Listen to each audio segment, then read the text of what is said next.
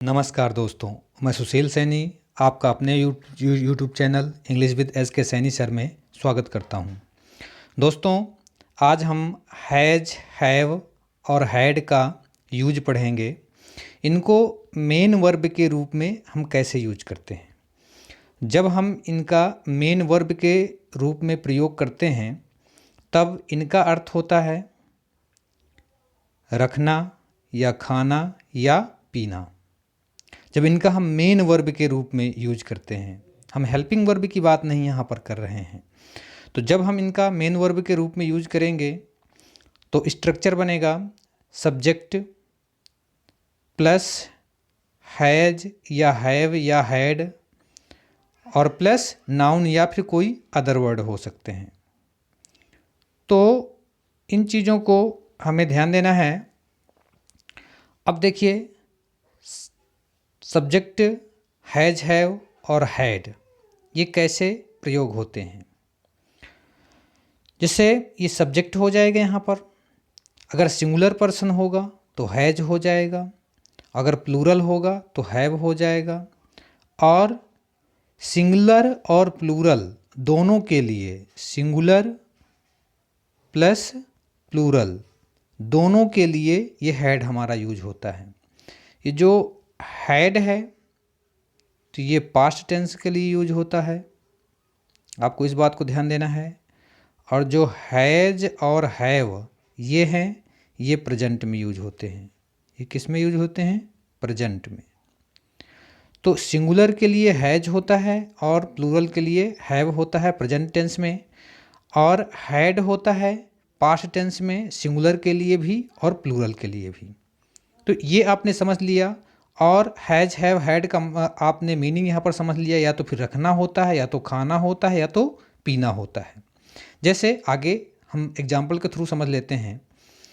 जैसे एग्जाम्पल लें, कह दें कि मैंने चाय पी लिया है, तो मैंने चाय पी लिया है यानी प्रेजेंट की बात हो रही है।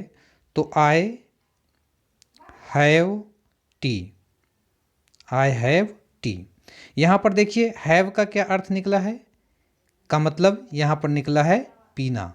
हमने आपको बताया था ना कि पीना। और दूसरा सेंटेंस लिखते हैं, उसके पास एक दवात है। तो उसके पास, अगर लड़की है, मान लेते हैं लड़की है उसके पास, तो she has an ink pot, she has an ink pot. तो अब ये देख लेते हैं, क्योंकि ये सिंगुलर है और पास है, पास था की बात नहीं करते हैं, तो इसलिए हमने यहाँ पर हैज का यूज किया है। और यहाँ पर हैज का मतलब क्या हुआ, उसके पास है यानी रखना का अर्थ है। पास है, रखना का मतलब है। तो इन चीज़ों को हमें ध्यान देना है। और आगे देखते हैं, चलिए एग्जाम्पल के थ्रू कुछ समझते हैं।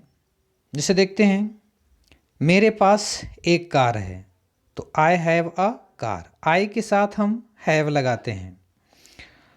उसके पास एक पेन है, तो he has a pen, has इसलिए लगाया क्योंकि ये सिंगुलर है। और आगे देखते हैं, उसके पास पेंसिलें हैं, पेंसिलें यानी बहुत सारी पेंसिलें हैं, तो they have pencils, they plural है इसलिए यहाँ पर हैव है, और पेंसिल्स बहुत सारी हैं, आपको प्लूरल हैं इसलिए हमने पेंसिल पर एस लगाया है। उनके पास पेंसिलें थी, उनके पास पेंसिलें थी, देखिए पास्ट की बात कर रहे हैं, तो दे हैड पेंसिल्स। देखिए हमने हैड का यूज किया है। आपको पता है पास्ट में या तो सिंगुलर हो चाहे प्लूरल हो, दोनों के लिए हम हैड प्रयोग करते हैं। ये हैड न्यूट्रल के रूप में यूज होता है। अब आगे देखते हैं, राम के पास एक पपीता है, तो राम हैज अ पपाया। अब इसी का हम निगेटिव बनाते हैं, तो Ram does not have a papaya. ये आपको देखने में ऑड लग रहा होगा, सुनने में ऑड लग रहा होगा, पर लेकिन है यही सही। क्योंकि बहुत सारे लोग हमें इसे गलत बता देते हैं। वो क्या कहते हैं, यहाँ हैज के बाद में नॉट लगा देते हैं। Ram has not a papaya, that is wrong. Grammatically पूरा वो रॉन्ग है। तो हमें सही तरीके से जब बोलना ही है, हमें सीखना ही है, तो क्यों ना हम सही बोलें। सबसे बड़ी बात तो ये है। तो क्या बनेगा, Ram does not have a papaya. अब हमें ये नहीं ध्यान देना है कि देखना है कि राम सिंगुलर है तो इसलिए हमने यहाँ पर वो यानी हैव क्यों लगाया है, यहाँ पर हमने हैज क्यों नहीं लगाया है, इस बात को हमें ध्यान देना है। तो यानी फिर जब हम इसको यूज करेंगे तो हैव ही आएगा, हैज नहीं आएगा। जब हम डू नॉट या डज नॉट का यूज करेंगे या डिड नॉट का यूज करेंगे या डिड का यूज करेंगे, तब हमें ध्यान देना है ये हैव आएगा, हैज नहीं आएगा। तो क्या बना इसका, Ram does not have a papaya, Ram के पास एक पपाया पपीता नहीं है। अब देखिए इसी का हम इंट्रोगेटिव बनाते हैं। तो does Ram have a papaya, क्या राम के पास एक पपाया है। या तो इसका अर्थ ये भी निकल सकता है, does Ram have a papaya, क्या राम ने पपाया खा लिया है, क्योंकि खाना भी तो होता है, इसलिए ये भी अर्थ निकल सकता है, दोनों करेक्ट रहेंगे। अब आगे देखते हैं, लड़कियों के पास किताबें हैं, लड़कियों के पास किताबें हैं। तो हम ये देखते हैं लड़कियां बहुत सारी हैं, तो इसलिए हम हैव लगाएंगे, तो गर्ल्स हैव बुक्स। अब इसका नेगेटिव बनाएंगे तो girls do not have books, लड़कियों के पास किताबें नहीं हैं। और इसी का अगर इंट्रोगेटिव बनाएंगे तो डू गर्ल्स हैव बुक्स, क्या लड़कियों के पास किताबें हैं। Do girls not have books, क्या लड़कियों के पास किताबें नहीं हैं। अब यहाँ पर हमें ये बात ध्यान देना है कि गर्ल्स हैव बुक्स, तो यहाँ पर पास का अर्थ निकलेगा कि लड़कियों के पास किताबें हैं, क्योंकि खाने का अर्थ इसलिए नहीं निकल सकता क्योंकि किताबें खाई थोड़ी जाती हैं। आपको इस बात को स्वयं ध्यान देना है। अगर गर्ल्स हैव फूड होता या स्वीट्स होता तो उसका अर्थ ये भी निकलता कि गर्ल्स के पास में मिठाई है, या तो फिर ये भी अर्थ निकल सकता था कि गर्ल्स ने मिठाइयाँ खा लिया है। पर लेकिन बुक नहीं खाई जाती हैं, तो इसलिए इसका अर्थ यही निकलेगा कि गर्ल्स हैव बुक्स, गर्ल्स के पास में किताबें हैं।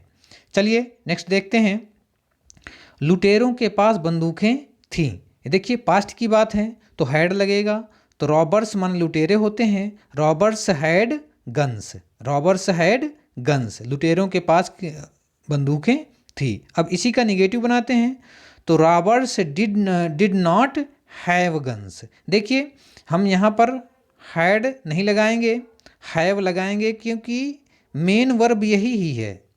और जो हैज होता है वो हैज इसी हैव का फिफ्थ फॉर्म है, यानी कहा जाए कि प्रेजेंट में सिंगुलर के लिए एक वचन के लिए यूज होता है, और प्रेजेंट में प्लूरल के लिए मेन वर्ब के रूप में हैव ही होता है, और हैव का ही पास्ट टेंस होता है हैड। तो डिड लग गया है यहाँ पर, इसलिए यहाँ पर मेन वर्ब ही आएगी। जैसे कि एग्जाम्पल के लिए देख लेते हैं कि यहाँ पर हम देखते हैं लिखा रहता है राम वेंट आगरा, मान लिया गया, कह दिया गया राम वेंट आगरा, तो यहाँ पर सेकंड फॉर्म है, पास्ट फॉर्म है। अब अगर हम इसी को देखें कि डिड राम, तो फिर यहाँ पर गो आएगा कि नहीं, गो टू आगरा, या तो इस बात को हमें ध्यान देना है कि ये फर्स्ट फॉर्म है, ये सेकंड फॉर्म है, तो सेकंड फॉर्म या थर्ड फॉर्म कहा जाए, पास्ट फॉर्म जब प्रेजेंट में आएगी तो हैव हो जाएगा।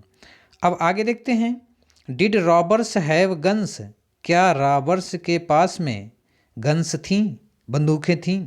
अब did robbers not have guns, क्या रॉबर्स के पास बंदूकें नहीं थी, लुटेरों के पास बंदूकें नहीं थीं। हमें ये ध्यान देना है, अब यहाँ पर हैव नॉट नहीं करेंगे, नॉट बाद में नहीं लगाएंगे, नॉट पहले ही लगाएंगे, क्योंकि आपको ये ध्यान देना है ये जब उठ करके जब यहाँ पर जाएगा तो नॉट तो यहीं पर रहेगा ना, नॉट का प्लेस कैसे चेंज हो जाएगा, इस बात को हमें ध्यान देना है।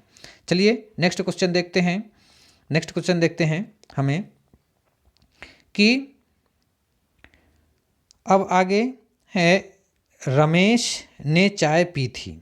रमेश ने चाय पी थी, पास्ट का है, पास्ट की बात है, तो रमेश हैड टी। अब Ramesh did not have tea, Ramesh ने चाय नहीं पी थी। डिड रमेश हैव टी, क्या रमेश ने चाय पी थी?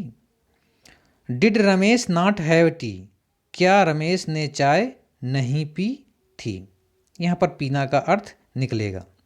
हमें इस बात को ध्यान देना है कि निगेटिव और इंट्रोगेटिव जो हैज हैव हैड में होता है उसको बहुत ही ध्यान देना है।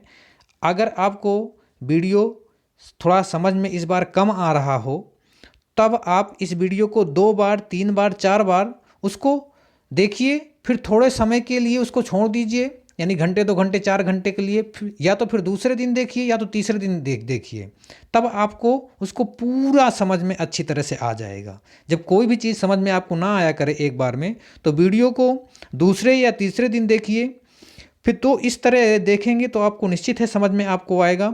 और आशा करता हूँ कि ये जानकारी आपको पसंद आई होगी, और वीडियो को लास्ट तक अवश्य देखा करें, पूरी जानकारी देखें ताकि आधा अधूरा ज्ञान न रहे और आपको समझ में आए। और इन चीज़ों का नोट्स आप बनाते रहें और उनको अवश्य रिवाइज करते रहें, और इसी तरह के सेंटेंस अपने से बनाएं, लिखें और उनको फ्लुएंटली बोलें, तभी आप एक अच्छे स्पीकर हो पाओगे। और चलिए, अगर आप मेरे नए हैं वीडियो पर तो प्लीज़ मेरे चैनल को सब्सक्राइब करिए, और अगर पुराने हैं तो मेरे वीडियो को लाइक करिए और अपने दोस्तों तक शेयर करिए। और thank you for watching my video.